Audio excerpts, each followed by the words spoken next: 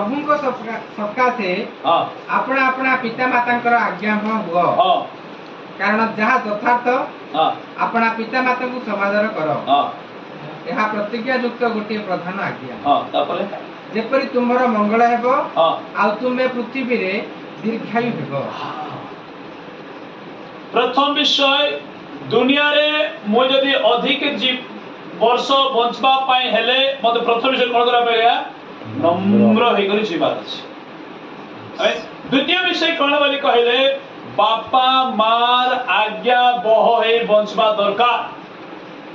बापा मार अभिशाप लागी वाला पहले कहले आज्ञा सत्य कथा कहूछि म आपन मान को बेसी दिन से बंचबो ना बेसी दिन बंचबो जणो